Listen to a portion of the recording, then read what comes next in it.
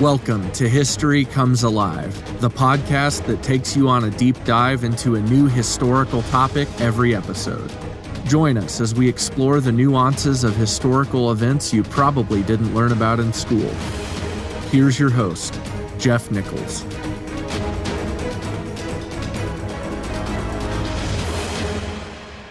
Welcome back. What an eventful winter at Saybrook. This episode of History Comes Alive represents a changing of the guard for our narrative. As the weather broke in early 1637, activity increased, and there were specific events that really kicked the whole series of events leading to the Pequot destruction into high gear. Now, if you'll recall, the Pequots had shown up at Saybrook at the same time as Thomas Stanton, likely because of his arrival. He was a trader and an interpreter, and his arrival offered yet another opportunity for the Pequots to assess English motive, especially after the winter they had all just endured. And they asked two primary questions. Have you had enough fighting? And will you kill women and children? Basically, are we done with all this fighting? And if not, what are the rules of engagement going to be? The answers given to those questions only escalated the tensions, both as identifiable groups, English and native, but also on personal levels between Stanton and the Pequot spokesman. And we closed our time together last week in part with this, quote, "The Pequot delegation headed back to the main group. They were very angry. As they ran back, parley over, and with it the unspoken protocol of diplomatic safety, Gardner waved his hat high in the air. The cannons blasted and hit very near the Pequots. Dirt flew. The ground and vegetation exploded. There was no report of casualties. I don't think Gardner or Stanton or the guards posted wanted to stay outside the walls and find out. I see this event as the beginning of the end for the Pequots. There would be a lot more activity as the spring wore on, a lot more hostilities, a lot more violence on the frontier. There would also be a lot more Englishmen arriving to counter the Pequot aggression." End quote. So the immediate parley reveals, again, an important distinction between myth and reality, fact and fiction. The natives, contrary to popular history, did not generally employ the brutality that the English did in warfare. They did not kill women and children as standard practice. They had seen or heard of the warfare waged by the Dutch and then English. It's a good and a necessary question when one engages in warfare, whether it's political or military or social or familial, just what are the rules of conduct?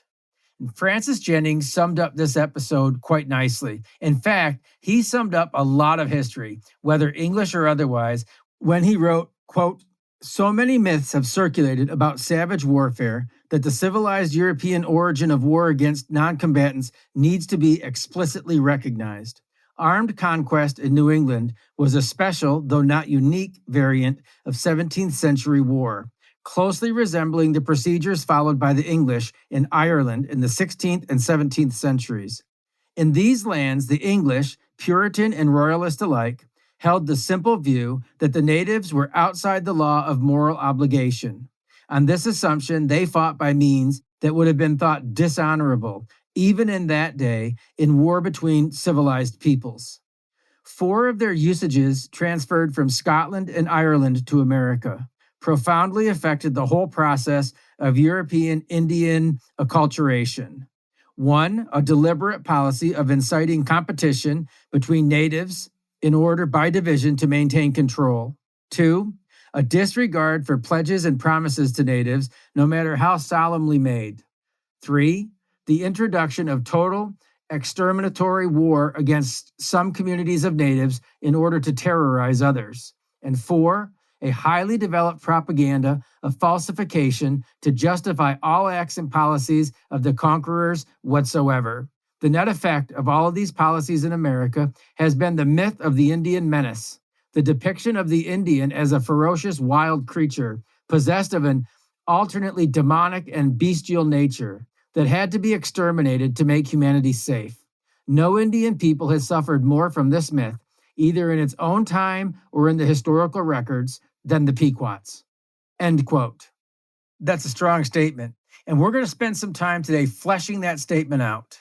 But it's at this point in our story where some people, like Jennings, introduced the Pequot attempts at diplomacy that we worked through about 6 months prior to our account today. Conversely, some have suggested that the murder of Joseph Tilley actually occurred the previous fall and winter as things began to heat up. The alternative views do have merit, but I want to forego my rationale until after the event at hand, what I consider the final event of the Pequots calling the shots, or setting the tone, or framing the narrative here in Connecticut, or at least around Saybrook Fort. And the event at hand is the murder of Joseph Tilley. There will be one additional outrage, but that will be far from the walls of Saybrook and one that we'll save for another day.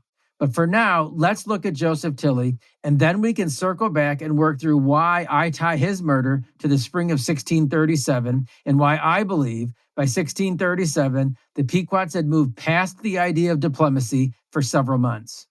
Now, incidentally, on the one hand, the order of these specific events will not change the outcome. But as I have thought about these times, I'm convinced of the chronology. And others, a lot smarter than myself, have concluded the exact opposite. But I want to acknowledge that because I'm not alone in my assessment. And after all, none of us was there. And the facts of history can be blurry from the rearview mirror. But it can be a good exercise in critical thinking to actually work through these times through the lens of a variety of sometimes differing sources. So enough with that for now. Let's see what happened on the heels of Thomas Stanton's parlay. Now, I will say this story of the murder of Joseph Tilley was supposed to be a part of the last episode, but I didn't get to it. So after we work through the particulars, we'll shift gears. This is going to be a transitional episode, and it's going to help to usher in a new focus, the English reactions. And I mean reactions plural, because there will be several different interests among the competing English groups. And once again, Massachusetts Bay will be the antagonist. So first things first. Joseph Tilley, in some accounts, is called John. I'm guessing these are the same guy. Differing accounts of the same scenario at the same time talk about a guy with the same last name and a different first name. So it's probably the same guy, and I'm going with Joseph. He was another river trader from upriver, farther inland, Dorchester. At this particular time, in April of 1637, he was making his way to Hartford, and I think he was coming from Massachusetts Bay, Boston. He stopped by Saybrook because he had a warehouse there which he used to service Windsor and other English settlement. One thing I will say that might suggest this story did happen in the fall is that Tilley seemed oblivious that there was any real trouble brewing with the natives. Lyon Gardner had received a lot of pushback about his concerns for security, but the tension among the various English settlements had been steadily growing for a few months now. So it seems like he would have been aware of the danger. But he was also a businessman, an entrepreneur, and they can perceive risk differently than the rest of us. That's what compels them to move forward when most of us settle for the status quo. So maybe he was ignorant of the situation. Maybe he was just into making money. I mean, who knows?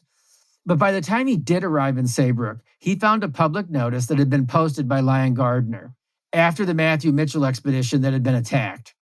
It informed all vessels of a mandatory inspection to ensure that they were armed and manned appropriately for river travel at that time. He thought Gardner was power hungry and the inspections were a little obnoxious. Now, the same notice also said that there should be no stopping anywhere along the river's edge until Wethersfield. Now, Tilley was a large man, and some might say a little on the belligerent side, and he directed his anger at these restrictions directly at Lyon Gardner himself. Gardner recorded that Tilley had sworn at him. All of his assurances that these measures were necessary fell on deaf ears, even after Gardner showed Tilley the burned remains of his warehouse, which had been torched by the Pequots. Tilley actually accused Gardner of lighting the fire himself.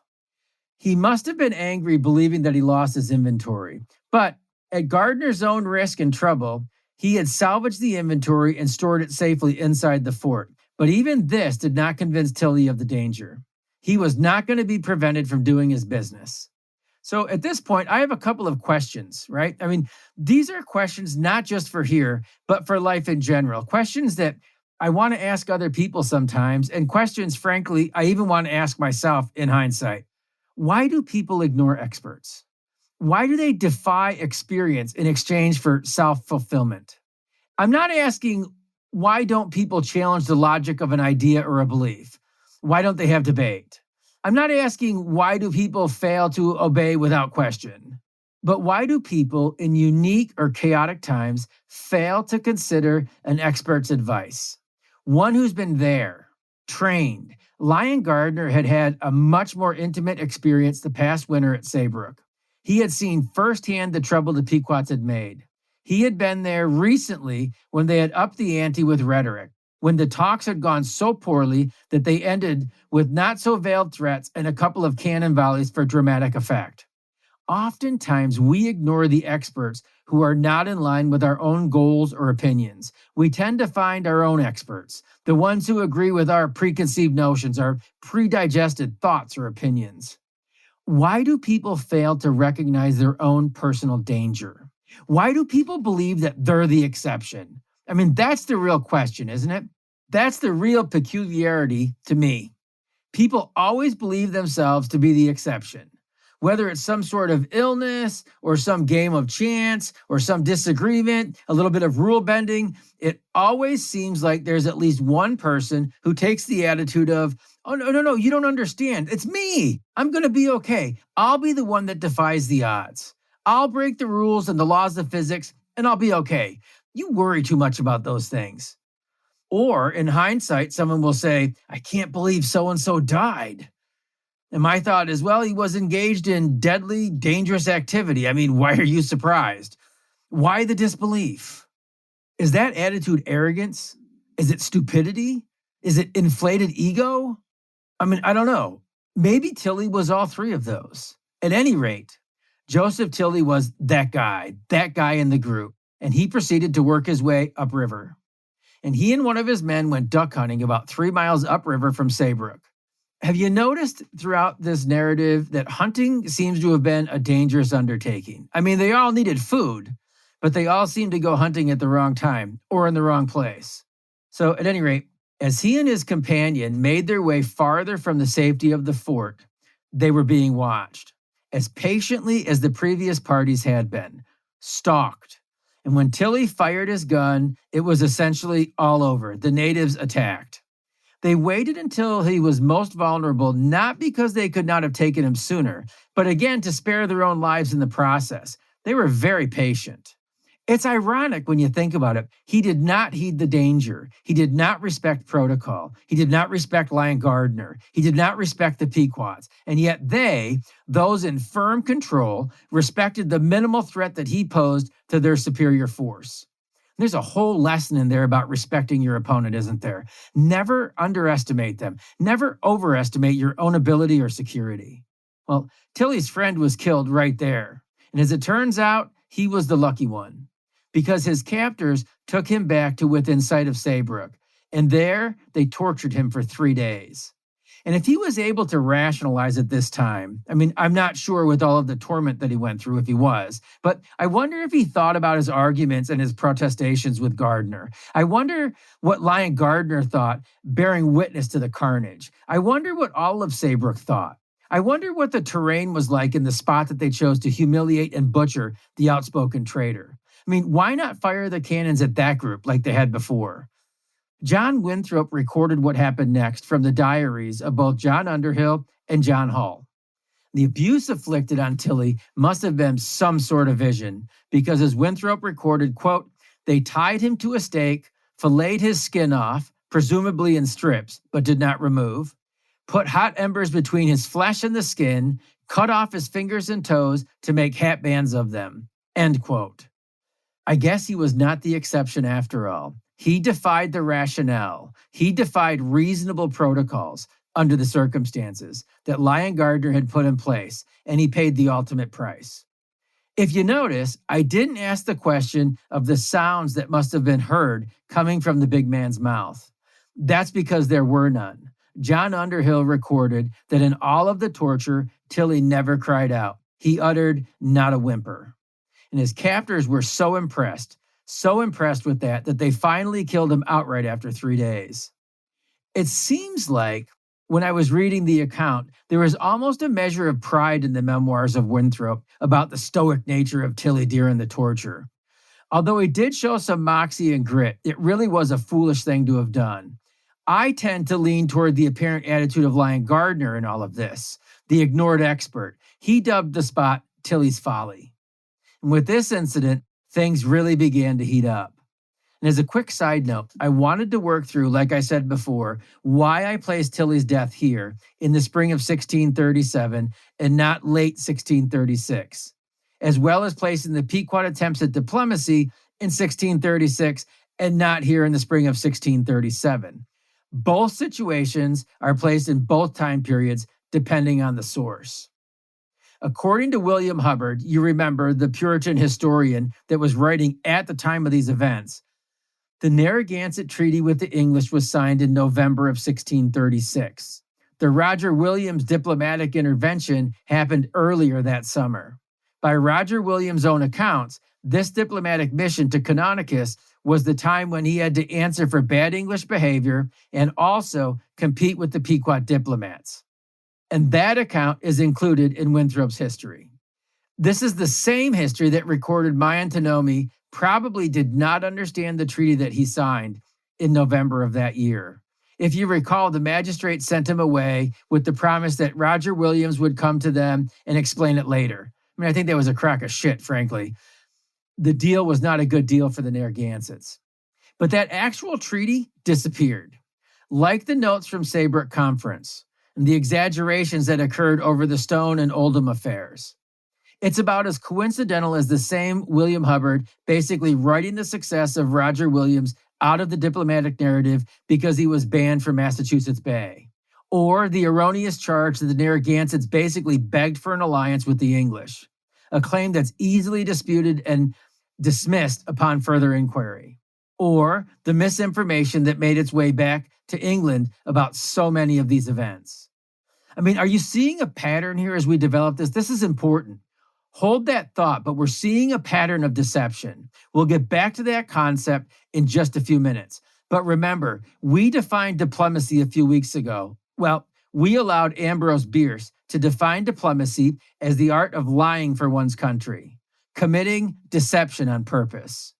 And now back a little bit on the placement of the John Tilley murder. And we're just about to introduce or reintroduce John Underhill to our storyline. You remember we spent several weeks on him.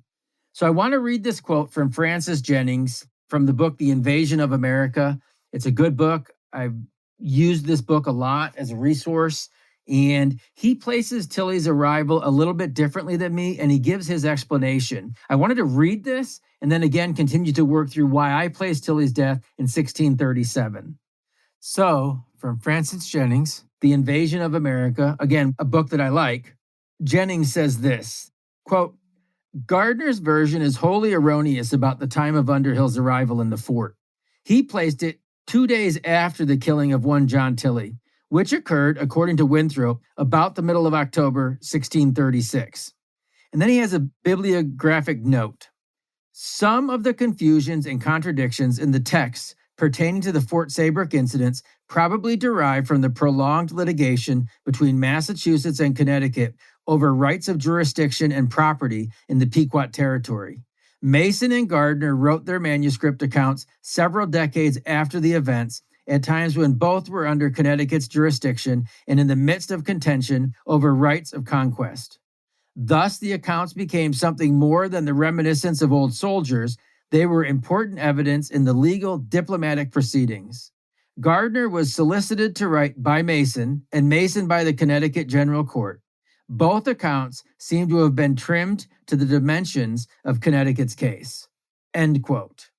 So just a couple things about that quote. The first one is we also were introduced to John Mason. We've talked about him a few times, and he and Underhill are just about to arrive on the scene in the episode today. So we might have put the cart a little before the horse, but I just wanted to throw that out there that, some of the confusion, Jennings pointed out was that, some of these manuscripts were written, decades later. Old guys are trying to remember what happened. And in the middle of that, we've talked about diplomacy and what one does for their own countrymen. In the middle of writing these memoirs, these were legal documents, and Massachusetts Bay and Connecticut were in a tussle over who actually owned the Pequot land. And so some of the assumptions is that maybe they changed some of the dates and some of the order of these events to better match the argument that Connecticut was attempting to make against Massachusetts Bay. But I'm not sure that I necessarily buy that.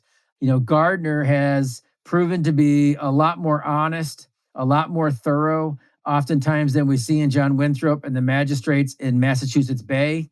So I want to throw that out there because, I'm not just going off on a tangent. Well, I am, but it's necessary because the rest of this episode is really going to focus around some of these very same concepts. So at any rate, Gardner placed the Tilley Incident just 2 days before John Underhill arrived at Saybrook, as we just read. And that was April of 1637. On that, all sides seem to be in agreement.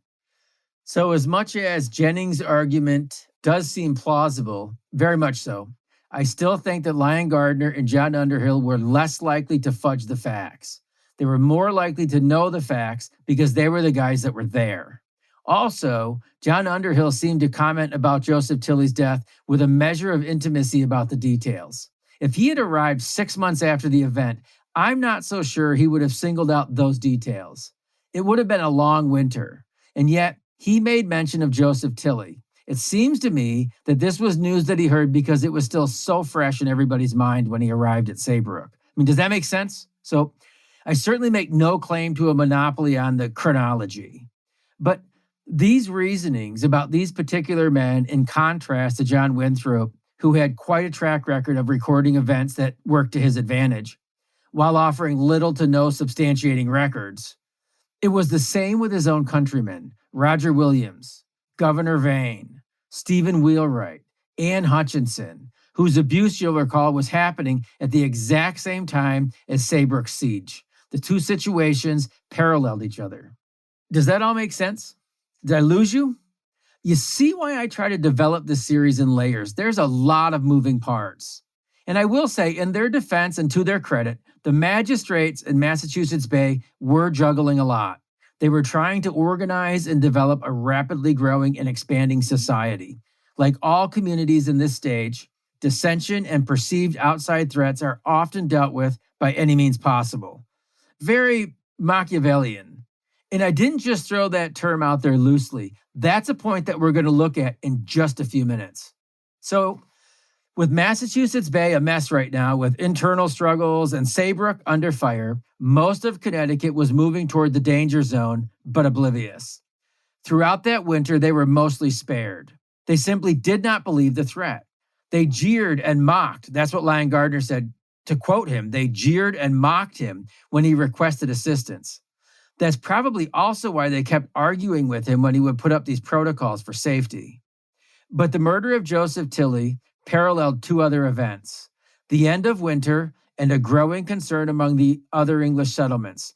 Slowly, the threat was beginning to sink in. And here's where we can really begin to see a Massachusetts Bay power play in a monumental way. I mean, colossal. This was the beginning of a Boston hegemony that would last for centuries. When the Connecticut settlements began to recognize the danger, they looked to Massachusetts Bay. That would make perfect sense. Not only did the Bay represent the largest English population in the region, these guys from Connecticut had mostly come from the Bay State. Remember, Massachusetts Bay had negotiated for English settlements with the Pequots in 1634. The population had exploded and expanded, and they wanted the trade that Connecticut offered. They wanted trade that Connecticut offered that was at the time being developed by the Dutch and the Plymouth colony. A lot of the relocators had actually found a dual purpose in moving to Connecticut. The first was the opportunity in general, and the second was getting away from the magistrates of Massachusetts Bay themselves. So at any rate, when they fall into trouble here, it's only natural that they looked back to Boston. Boston, being Boston, played hardball. They pressured the settlements to recognize Massachusetts Bay's authority. Remember, we took some time a few months ago to look at Davenport and Hartford and Wethersfield and Windsor and Saybrook, all wanting to be independent of Massachusetts Bay. But they were in trouble now. And the sentiment in Boston was pretty much, you don't want to let a good crisis go to waste, do you? So let's use this to our advantage. As much as they looked to Massachusetts Bay for assistance, they did not want Massachusetts Bay's dominance. The various settlements claimed that they needed to wait on Saybrook and see what they would do. What they did commit to was manpower. At this point, all they had done was maintain a defensive strategy. They did not offensively attack the Pequots. And this is where our story changes. The storyline, the narrative that we've been developing has been largely driven by the Pequots for a few weeks now. But at this point, English activity begins to drive the storyline. This is where we see two characters enter our story that we will hear quite a bit about over the next few weeks. Two guys that we've mentioned before. The first one is John Underhill, the English colonial that served both the Dutch and the English, whom we spent several weeks covering as we talked about his troubles in Massachusetts Bay, and his service in Connecticut, and his service in New Netherlands, even his clash with Peter Stuyvesant. Underhill arrives in the name of Massachusetts Bay. Now keep that in mind. He arrives in the name of Massachusetts Bay. The second guy we want to look at today is John Mason, not Governor John Mason, who we spent quite a few weeks on earlier in the series, the anti-Puritan. Here is Captain John Mason, colonial military leader representing Connecticut. So we've got John Underhill arriving on the scene finally, and he's representing Massachusetts Bay. And you've got John Mason converging on Saybrook Fort about the same time, representing the interests of the Connecticut settlements. And again, they arrived about the same time, but their joint arrival was not a planned joint effort. They were kind of competing and helping, mostly looking out for the interests of their respective colony, though. As a side note, if you did not listen to those episodes, I think they're worth checking out. They do fill in a lot of the gaps and help to bring some context into what was going on in the entire region among not only the English and the Dutch, but all of the various native groups. So here's how these guys entered the picture. As the pressure mounted in Connecticut, the settlers finally began to rally to their own collective cause. They went from mocking Lion Gardner to recognizing the need to support him. And they sent John Mason with 7 men. That's right, 7. Nope, that's not a lot of guys. But it did add to the thin ranks that Saybrook had. Official records of the Mason Party don't exist. It may not have been an official action. But at any rate, Gardner was thankful for the extra manpower, but he also wrote to Winthrop and said that this was simply not enough. He wrote to Winthrop in Massachusetts Bay, the guys that want to control everything. The Massachusetts Bay trying to make sure that they could somehow, through the growing threat, gain authority over these settlements. So in response to Lion Gardner's assessment of the Mason group, Massachusetts Bay sent 20 men under the direction of John Underhill. I mean, you see the problem here. Who's in charge? How did these three competing groups, Saybrook, the boys from Connecticut, and the boys from Massachusetts Bay, get along? They all had very different objectives, a very different worldview at this point. Massachusetts Bay said John Underhill would be, quote, at the charge of the gentlemen of Saybrook. So rest easy, we're not trying to take over. They meant that Underhill would be under Lion Gardner. They also were not going to fully engage until the weather broke. So they sent Underhill saying that he was to listen to Gardner, and also that this was just a small group that would eventually be followed by a much larger group when weather permitted. That must have been a comfortable place for the magistrates to be, right? Able to wait. Meanwhile, the folks in Connecticut were in no position to wait for the weather to break. They were experiencing a very real and present danger right then and there. So again, I can't ignore the timing of this expedition. John Underhill was sent away at the height of the Antinomian controversy, less than a month before Governor Vane would be removed from office by John Winthrop Sr., removed and fleeing back to England because he had backed Anne Hutchinson, and Team Hutchinson would lose. John Underhill was on Team Hutchinson. He was also a useful tool for the magistrates for the upcoming war with the Pequots. Maybe they sent him to Connecticut for more than just assistance. I mean, this is just my conjecture. I mean, if he wasn't there in Massachusetts Bay, he may escape the banishment that was coming. If he escaped banishment, he would be at Massachusetts Bay's disposal. And as we've seen, and we'll see again here, he was very useful and capable in military command. That's not an endorsement of his actions, but merely an observation of his accomplishments. He would wage total war, the worst case scenario for the Pequots, and right in line with the fears of all of the regional natives. It's noteworthy that his activity was not official Massachusetts Bay business. That meant that they, the magistrates, would not be responsible for any of his actions yet. The goal was to dispatch Underhill, which they did on April 10th, and then in June assume full control primarily by committing the most men to the battle. The plan would be for Massachusetts Bay to send 120 men. Plymouth would send 40, Saybrook's contribution to the larger cause would be 10, and Connecticut would provide 30. Now, this breakdown was based on population, and that sounds reasonable. 200 men, everybody supplying the men proportionally from their own colony. The problem is this plan was not a group plan. This was a plan that was unilaterally devised by Massachusetts Bay. It was a complete power play. It was not popular among the other colonies. They saw right through it.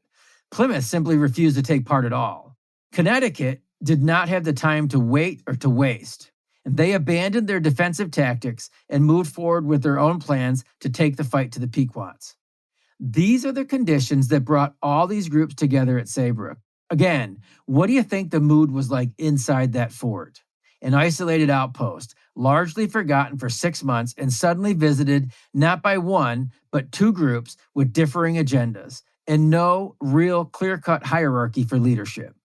John Underhill's role may not have been official, but it was there to ensure Massachusetts Bay's interests were being served. He was keeping as much an eye on Saybrook as the natives. He and his 20 men represented a sizable addition, proportionally. And he and his men could be a little obnoxious and get away with it. So when Underhill arrived, Mason left. And to me, in my opinion, not anything that I read that I can remember, this says a lot about the atmosphere that existed between the groups. Mason just left. Gardner and his men, as well as the families and the common folk, were stuck there. I mean, how'd that go? John Underhill was not exactly shy or apologetic. He was always about the business that he was tasked to conduct. His claim, contrary to the stated position of Massachusetts Bay, was that he was to, quote, take the government of that place for the space of 3 months, end quote. He was there to take over. On his way out, Mason maintained that Gardner was the chief commander at Saybrook. Tension among the English, go figure. Tension provoked by Massachusetts Bay, go figure. Tension that was far removed from the provocateurs, Massachusetts Bay, go figure, right? I mean, this is the storyline, isn't it? It doesn't seem like they were really concerned about Saybrook or Connecticut per se, but rather what they thought they could profit and manage to acquire from it. If they were concerned, help would have been much quicker in coming. As it was, they had the luxury of security and time on their side. Underhill's arrival, his thinly veiled mission, did not help to secure Massachusetts Bay's authority. It encouraged Connecticut to act on their own behalf in their own best interest, ahead of any engagement by Boston. Things changed. All winter, the tactic had been overtly defensive. Maintain a stronghold, keep safe. The incident on February 22nd only reinforced that strategy. You remember when Lyon Gardner had ventured out, he almost lost his own life. He did not make that mistake again.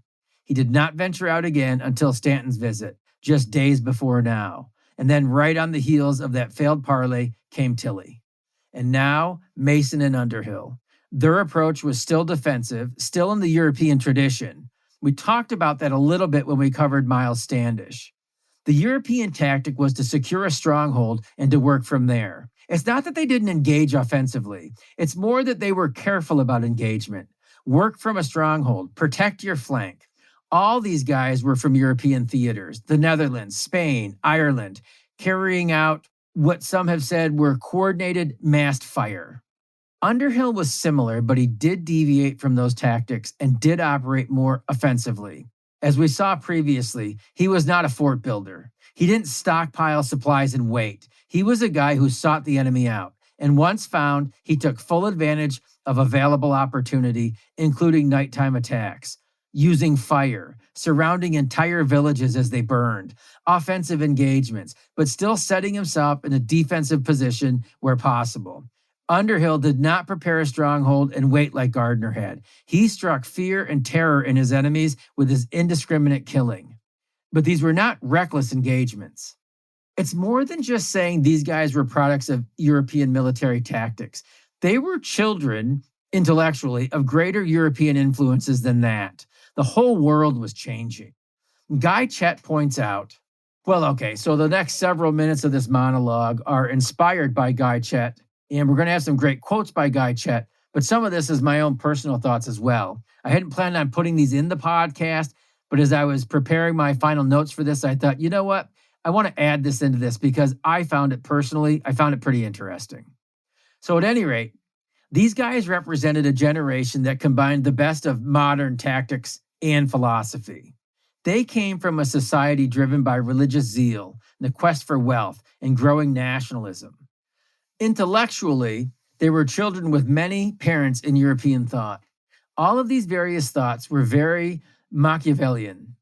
Their worldview was a byproduct of Florence's Niccolo Machiavelli, who lived from 1469 to 1527. A man who had a huge influence on their world, a man who has had a huge influence on our world today still. Machiavelli was influenced by Aristotle, Erasmus, Da Vinci, all giants. And he in turn influenced men like Hobbes and Rousseau and Bacon and Nietzsche, all giants in their own rights. He also influenced Hitler and Stalin, possibly the French Revolution, and Henry VIII. He's an important guy. Machiavelli was empirical in his approach. He is recognized by many as the father of modern political science and philosophy. He wrote of the idea of power by any means necessary, cunningness and manipulation. And I don't want to get too far from our storyline, but I think that Guy Chet's reference to Machiavelli, who we'll read in a few minutes, in regards to how the English thought and interacted was really good. It was keen. How he was a driver in their philosophy and worldview. And I want to develop him just a little bit from two directions that will help to shape and frame the story in a way that's easier to wrap your brain around. Well, it's easier for me to wrap my brain around because everything in our world is connected one way or another, no matter where we land on the chronological, data point of history. Something happened before it and something happened after it. And one way or another, there's like this chain of, linked events. So once I get where people are coming from and what their motivation was, oftentimes their actions are far more understandable. And that's very often the difference between communicating and connecting. Understanding where someone is coming from. Incidentally, understanding is not synonymous with justifying. I've made several disparaging remarks and several monologues about how the Puritans behaved at times. But a brief look at Machiavelli may help to explain a few things from their time to ours.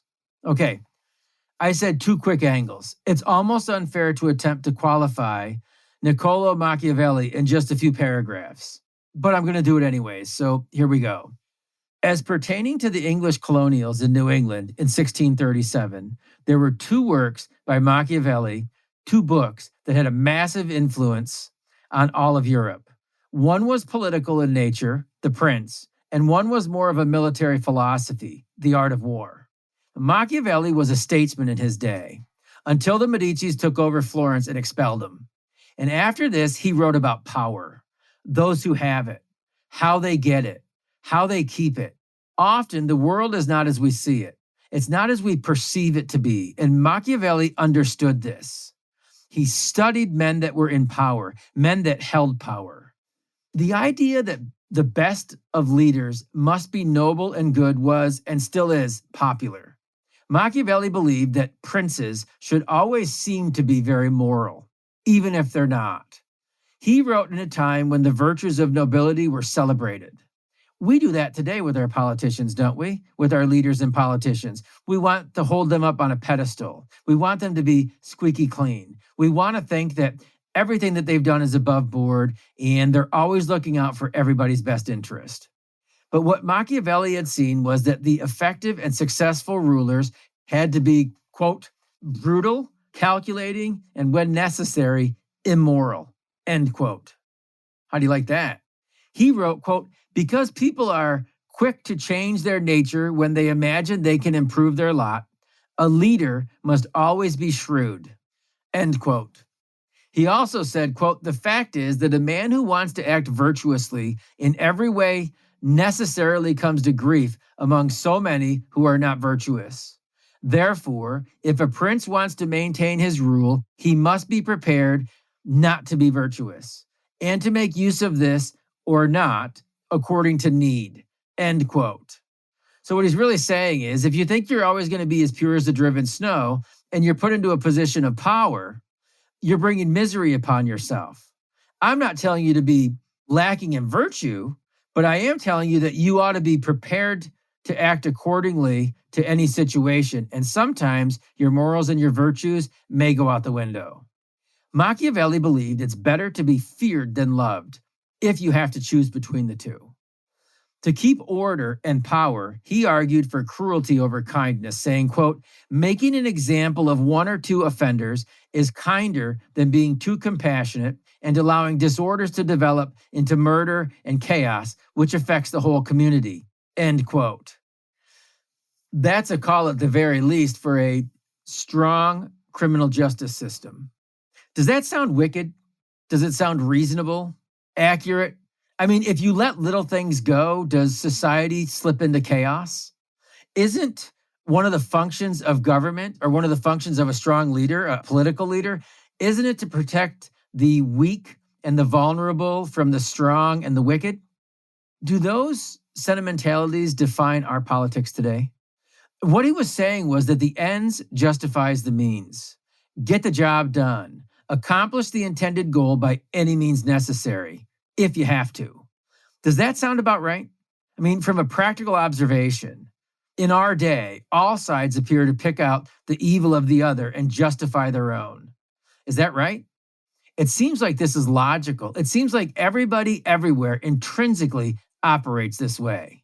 Is that a true statement? Or am I conditioned to think that's how the world works? This is not a discussion on total depravity per se. It's not an indictment on all of human society. It's an observation that Machiavelli made in his day from his experience of those in power. Thus, the political influence of his masterpiece, The Prince. Was he instructing his readers? Was it a satire? Is this a blueprint for lasting power? Is he telling people how they ought to maintain their power base? I'm going to leave you to wrestle with that a little bit on your own. There's another book that he wrote that dealt not with the political power, but with military conduct, The Art of War. Similar to his views on political power and those who hold it most successfully, he gave instruction or satire, depending on what you want to believe, on how the military is to be understood, its role and its celebration in society. The Art of War was delivered in dialogue form between a soldier and citizens. Anyway, what Machiavelli said was that the larger community has an obligation in supporting the troops, using and employing the troops to their greatest advantage. I mean, it sounds good, or does it? Using the troops against who? For what purpose? What did he mean by advantage? Was he saying that if your society wanted something that another had that would benefit you, that would be advantageous, you should support the troops as they acquired it for you? To what end? At what cost? Where is their mercy? Where is their morality? Where is their restraint and discipline? What kind of situation does that mentality produce? What kind of world does that produce? What of the weaker groups? What of the poorer groups? How does this affect one's foreign policy? I mean, it sounds good, doesn't it? Society should be patriotic and support their troops. They keep them safe and secure. But the way Machiavelli presents it is open-ended, isn't it? I mean, to what ends do you support your troops? And again, these seem like obvious positions, right? I mean, you could say, well, Jeff, you're kind of taking it too far. No, I'm not. It depends on your position in life. It depends on how you view the world. It depends on what you have right now and what somebody else has and how badly you want or feel that you need it, right? So these seem like obvious positions. Be patriotic, support your troops, they keep you safe. That's not what Machiavelli was saying.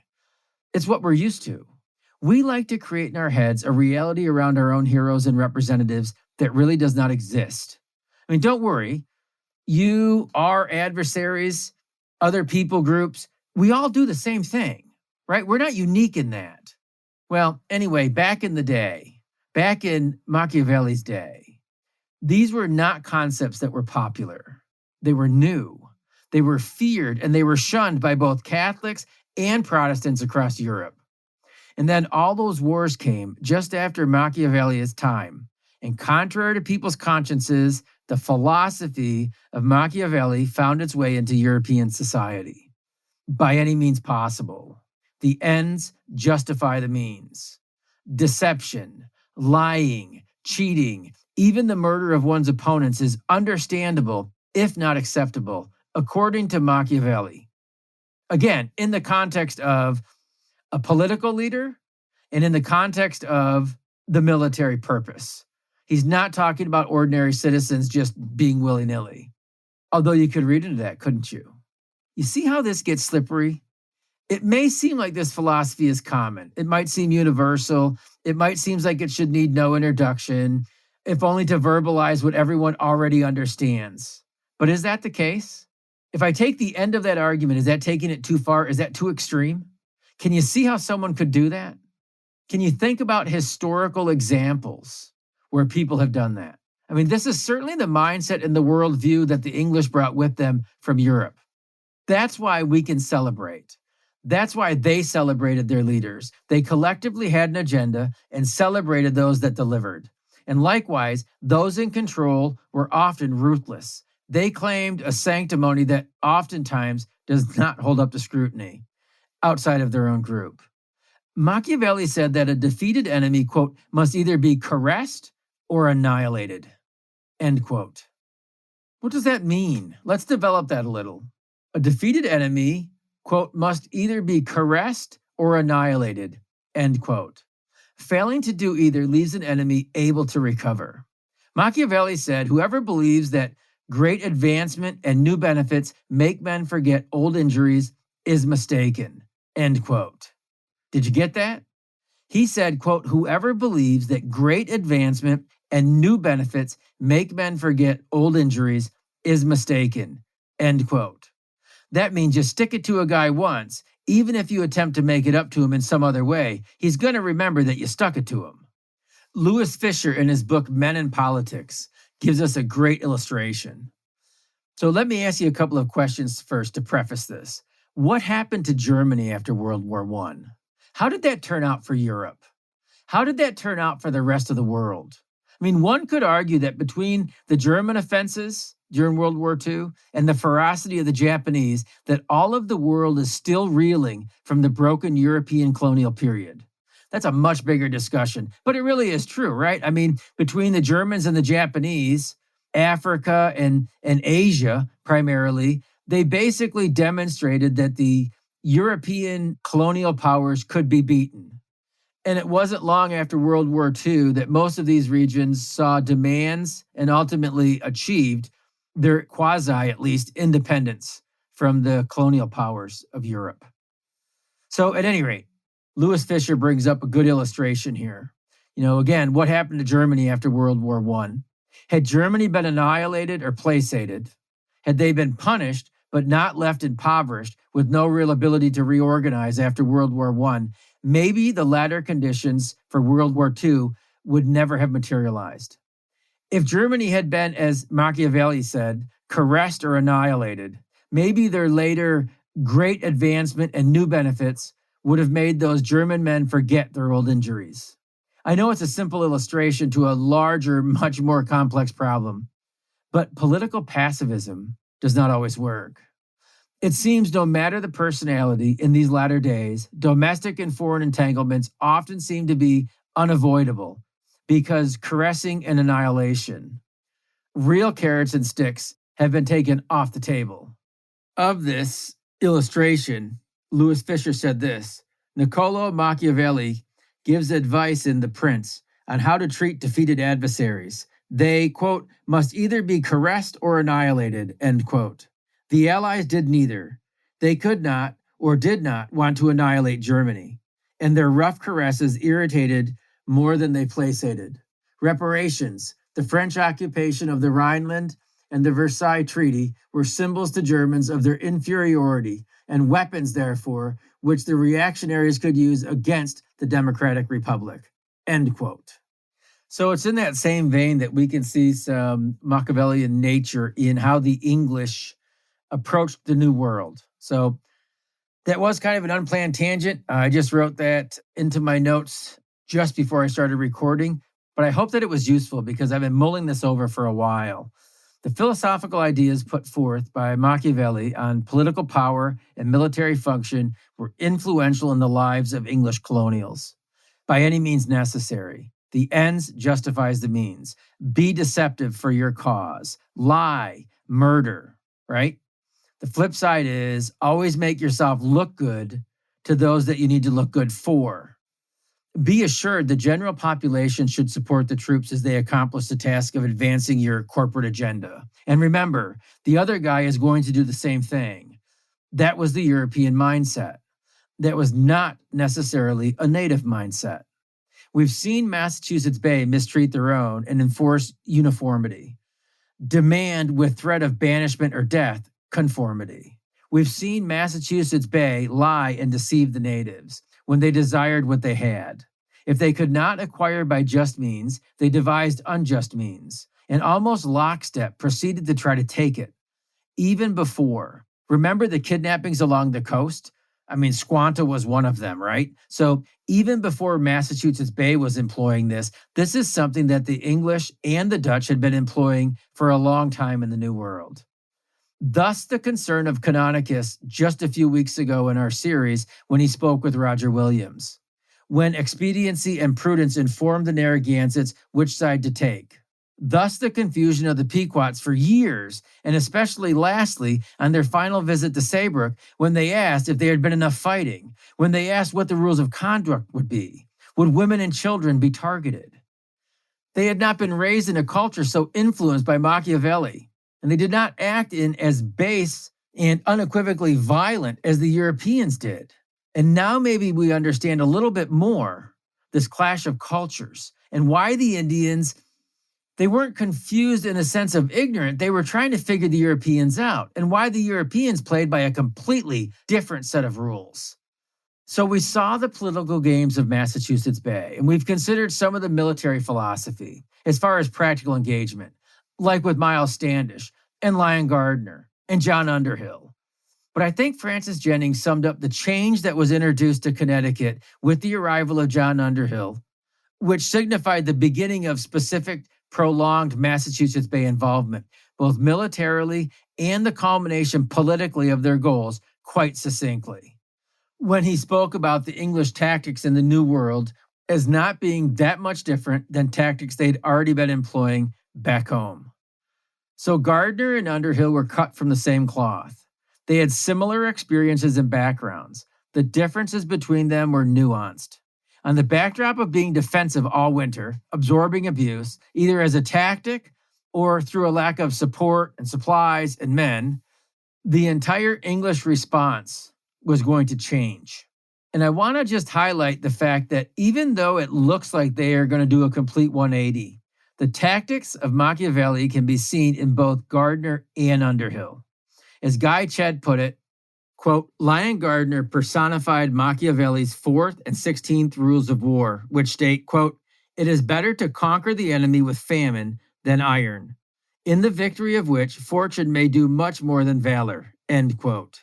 And again, quote, he that prepareth not necessary victuals to live upon is overcome without iron, end quote. The offensive-minded Underhill, in contrast, personified the 26th. Quote, men, iron, money, and bread be the strength of the war. But of these 4, the first 2 be most necessary, because men and iron find money and bread, end quote. Yet despite Underhill's aggressive demeanor, he still relied on the collective firepower of the musketeers, rather than resorting to raiding tactics. He had quickly realized that his men's buff coats provided them with adequate protection against Indian arrows. They were further protected from Indian fire because the range of their muskets exceeded the range of Indian arrows, allowing them to be effective while remaining invulnerable to defensive fire. The use of fire against Indian villages at Mystic and Pound Ridge carried this objective, inflicting casualties on the enemy from a distance with little risk to one's own soldiers, to its logical extreme. Again, this is me talking, the Machiavellian rule, right? Taking it to the nth degree. So back to Chet. Quote, after the destruction of Mystic and the skirmishes that took place during the English retreat, Underhill lost respect for the Indians' soldiery. He felt confident in his ability to inflict heavy casualties on Indian forces with concentrated musket fire. Overall, the first generation of military commanders in New England was not particularly innovative. Nearly all of New England's military leaders at this period were professional soldiers, educated on the battlefields of Europe. Their attitudes and practices reflected their military training. John Underhill was anomalous in this respect. Yet, although his adventurous and undisciplined nature compelled him to adopt a more offensive stance than that of most of his colleagues, he too relied on a coordinated and massed fire. End quote. And so it was Underhill's arrival that began to move the needle in Massachusetts Bay's favor, employing both the political tactics and the military tactics of Machiavelli to the greatest advancement of Massachusetts Bay. It's ugly when you lay that out like that, isn't it? When you expose it. In our day, this seems almost trivial, but in theirs, it was a whole new approach. Total patronage or total war. The Pequots had what the English wanted, and the English would do what they had to for their own, all the while protecting their public image within their own group, maintaining their conduct to what was acceptable to their own, only allowing the masses to see the norm on both sides of the Atlantic. In their minds, it was for the expediency of them all. Can you see this methodology coming from Boston? And now you see the influence. It's always important to consider the men or women from history in their historical settings and not ours. Besides, all the world is deceptive. Most of us would use any means necessary to achieve our goals if it weren't for established social norms and the fear of either state-sanctioned retribution or personal. As long as our bellies are filled enough, we'll forego the by any means necessary approach in lieu of the I have enough approach. Whether we're satisfied or placated probably depends on the specific situation. I mean, be honest. Look at how people often react in a crisis when they feel that their very life is at risk. They forget the established social norms and they fend for themselves by any means necessary. If they're attacked, they fight. If they're poor and destitute, they steal, right? They become cunning and manipulative. That's where all this has been heading. The Englishmen and the Dutch had only been employing this tactic here in the New World, trying to acknowledge the outward established social norms until those did not secure their goals or legal retribution. They chose the by any means necessary approach, and John Underhill was their guy. He would unapologetically achieve the goals set before him by any means possible. He was very effective, and he was on the scene. At the same time as the Connecticut frontier began to awake to the reality of the Pequot threat, at the same time as the various groups had converged on Saybrook, there arose another menacing situation. It had been building for a while, and it was now coming to a head.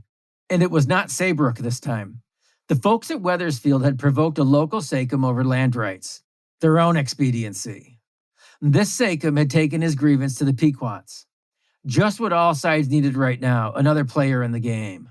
The native response would be an exclamation point to the long, sordid chapter of events dating back to at least the previous summer, maybe even all the way back to the Treaty of 1634. But at any rate, the attack on Wethersfield represents both a culmination of events, thus the reference to an exclamation point, and a new series of events, escalated, intense, and very violent. But that's a conversation for another time. Until then, I hope our time together this time really helped the history to come alive. Thanks for listening to History Comes Alive. We hope today's episode has given you valuable new information and inspired you to dive even deeper. Don't forget to check out Jeff's website, historywithjeff.com, and engage with Jeff across all your favorite social media platforms at History with Jeff. Join us next time as more history comes alive.